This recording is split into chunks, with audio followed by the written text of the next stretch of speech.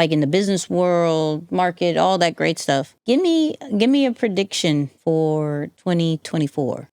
Yeah, I think that as it relates to at least I feel like our it's stuff, right there. I obviously want to say, something without giving too much away. I'm like trying to speak within the context of what I'm comfortable sharing or what I we was can about to say, share. I feel like it's I'm like, weighing in you. It's weighing heavy on you. Yeah. No, I just want to share what I can share. I mean, I think that there are some things that are just not going to work as well as they did.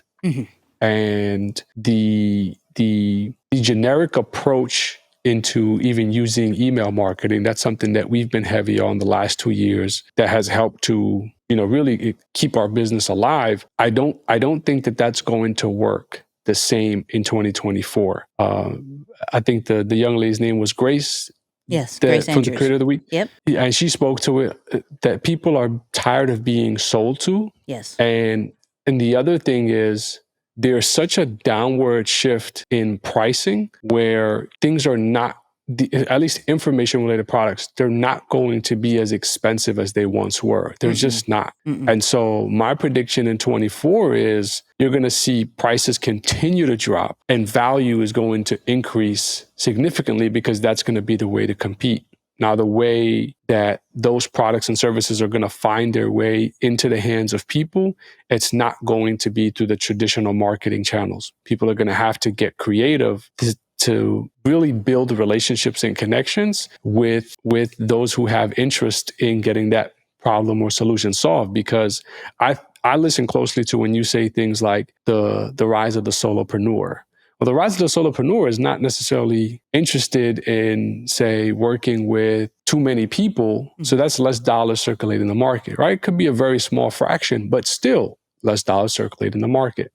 So that's what I'm seeing. That's what we're preparing for, at least internally, is how do we compete at lower prices? How do we spice it up a little bit marketing wise? It's going to require way more shaking hands and kissing babies or whatever that saying is, and probably getting outside, honestly. So that's what we're preparing for on our end, and just having those dialogues to put us in position to compete. That's good. If I was to come up with one, it goes along with what you're saying as far as what I'll be extremely specific of where courses just really ain't it, period. Right? I actually, it's crazy because we're in a time where information is very accessible, and to create authority, you have to put out content, and you have to put out content of value, which of value is stuff that you would normally actually put behind a paywall. Yeah. And so you're now looking at it from, people are not, like you said, people are not paying $1,000 for a course anymore. Now there's some that will, because of the influence that the person has, because of the extreme value that is being put, of course, right? However, I do think it belongs more towards those who have that influence rather than just that information, right? But for the regular smegulars, it is getting harder and harder to sell that $1,000 course, that those people who have those $1,000 courses are bringing down their prices, just like how Moose said. So I think the way to combat that is, once again, the community is, what is the culture that you're creating that is irresistible for your brand, that people need to be a part of, and that everything that is inside of it is being bought? But how are you creating different experiences for them? How, both digitally, both in person, right? For me, I'm looking at it from, because I just bought a course. I saw somebody speak on YouTube based off of an interview that they were doing. I loved the way the structure that they had. I bought their course. Their course was about $150. That's it, $150. And he prides himself of, the products that I have probably are just going to be $150. And I realized when I got into it, and I'm learning that it is literally just maybe a mini extension of what he had already said. I already understood what he said. I got all my notes, everything like that. But because of where we are in the world with social media and content, we have to give it pretty much all away. So now you have to, which I will always scream till pretty much I'm done. You have to be creative with the connection, like how Nipsey said. So it is about experiences more rather than information. Not saying information can't still be sold. It just doesn't have the same price point as it used to. And so you have to shift into what is the experience that we're all going through, and what are the transformation that we're doing all together, and stop relying on people doing it themselves because they suck at it. They do. And so they thought they could do it. That's why they bought the course. Right. And then life hit them and they forgot about it. So some of us are okay with that. Some of us are like, yo, I got the money. I'm cool with that. I think I was hearing Ali Abdaal on an interview saying, hey, my course is about $3,000 to $5,000, depending on when they come in. And there's people who don't even bring in the first week's homework. Wow. And what he also said, I wish I could find it. It actually was very enlightening, to where he said some people wanted to just feel that they can do that, like they can get in that community, that they have the desire to do it, and they took the first step, and that was okay with them. You know how some people are like, they're like, yo, I'm gonna lose weight, and I bought the gym membership, and they felt so accomplished. All right, I'm taking it serious, but they never go. Yeah. It's kind of the same concept. It's like, you can't take away their joy, because at least they took their first step.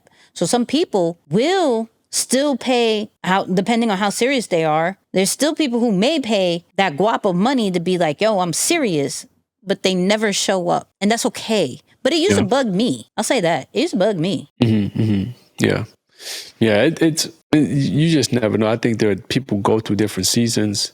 It's funny because one of our members reached out today. She says, man, I feel so silly because I listened to what you said. I went back and started watching some of the additional training modules that we have. It's just additional material just so that, because people come in at different portions of the journey, and we're not necessarily, we don't run on a tight schedule or a repetitive schedule. It's an ongoing program. So those videos are there to help people who at any moment may have a question or they want a refresher. They can just jump back in and get something that they need addressed. And so this person reached out and was very transparent, saying, hey, I was thinking about quitting. I just don't know if this is for me anymore. Say, hey, no problem. I totally understand that. And I'm not giving you this advice to think that we want to just retain you as a subscriber. This is really what I would do if I were in your position. Mm-hmm. And I sent her a couple of worksheets that we created to help someone just navigate the first two phases of what building a business in this industry looks like.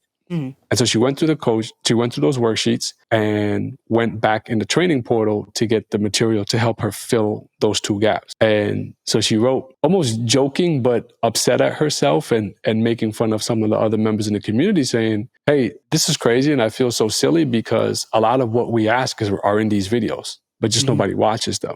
And I was like, that's part of that's what comes with this territory. Like, you're involved in something like this and you have to push and guide people accordingly. But yeah, that's really the reality of the situation, right? Not everyone is going to go through the material. Not everyone is going to show up and be committed. But that's what I guess the emotional buyers are there for. It's like they just take that decision and say, oh, shoot, I probably shouldn't have done that. So it's interesting. Yeah, it's something dope. But I'll say one more thing.